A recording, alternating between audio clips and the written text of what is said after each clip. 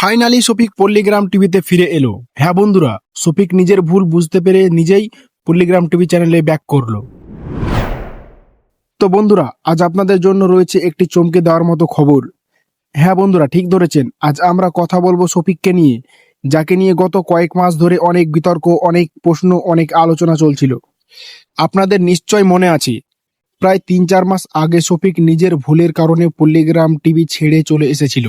আর তার কারণ ছিল শফিকের কিছু খারাপ কাজ, যার জন্য রবিউলদা অর্থাৎ পল্লীগ্রাম টিভি চ্যানেলের অনার আর হারুনদা তাকে একটু বকাঝকা করেছিলেন, আর রাগ করে শফিক নিজেই চ্যানেল ছেড়ে বেরিয়ে যায়। কিন্তু এখানেই শেষ নয়।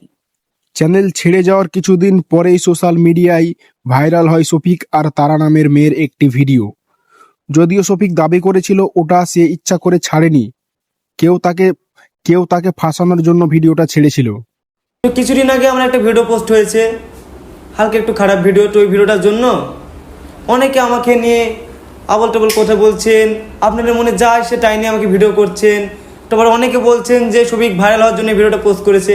তো আপনারা কি দেখেছেন আমার ইনস্টা আইডিতে বা ফেসবুক আইডিতে এই ভিডিওটা পোস্ট আছে? তো এই ভিডিওটা আমার একটা ফ্রেন্ডের কাছে ছিল। তো সে যখন জানতে পেরেছে আমি পল্লীগ্রাম টিভিতে ভিডিও করি না, তখন সে ভিডিওটা তার ইনস্টা আইডিতে ছেড়ে দেয়। তো আমি তাকে ফোন করেছিলাম, বললাম ভাই তুই ভিডিওটা ডিলিট করে দে। আবার সে তখনই ভিডিওটা ডিলিট করে দিয়েছে। কিন্তু কিছু মানুষ ভিডিওটা স্ক্রিন রেকর্ড করে নিয়েছে। আপনারা অবশ্যই দেখবেন যে ভিডিওটা ভাইরাল হয়েছে সেটা স্ক্রিন রেকর্ড। তো ওটা নিয়ে আমি আর কিছু বলবো না। এরপরেই ঘটে গেল আরেকটি চমক। সেই তারা নামের মেয়েকেই কিছুদিন পর বিয়ে করে ফেলে শফিক। কিন্তু বিবাহের পর হঠাৎ করেই নতুন কাণ্ড। শফিককে এক হোটেল থেকে গ্রেপ্তার করে পুলিশ। অভিযোগ নাবালিকাকে ধর্ষণ।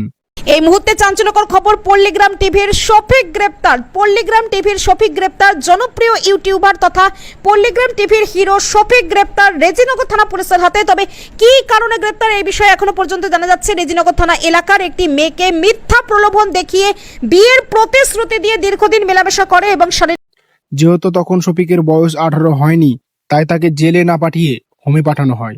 পরে শফিকের পরিবার ও তারার পরিবার মিলে পারিবারিক বৈঠক বসিয়ে দীর্ঘ আলোচনা শেষ করে কোর্টের নির্দেশে শফিককে হোম থেকে ছাড়ানো হয়। তবে শর্ত দেওয়া হয় আগামী 20 দিনের মধ্যে শফিক কোনো রকম ভিডিও বানাতে পারবে না।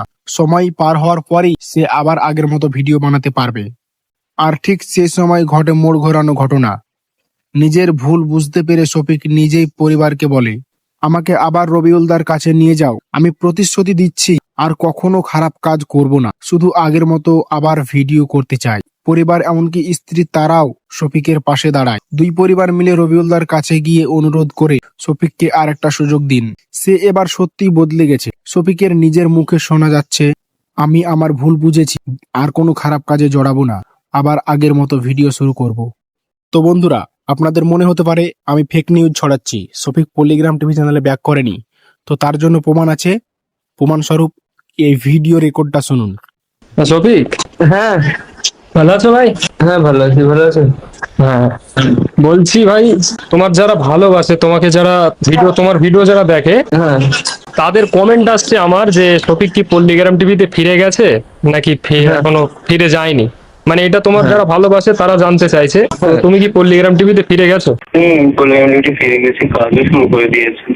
তো কাজ শুরু করে দিয়েছো, তো ভিডিও কবে আসবে? আমরাও তো দেখবো, অনেকদিন অপেক্ষায় আছি। আমরা এটাই চাইছিলাম যে শফিক পল্লীগ্রাম টিভিতে ফিরে যাক। তো ফাইনালি তোমার মুখে শুনে খুবই ভালো লাগলো যে তুমি পল্লীগ্রাম টিভিতে ফিরে গেছো। তো ভিডিও কবে আসছে সেটা বলো।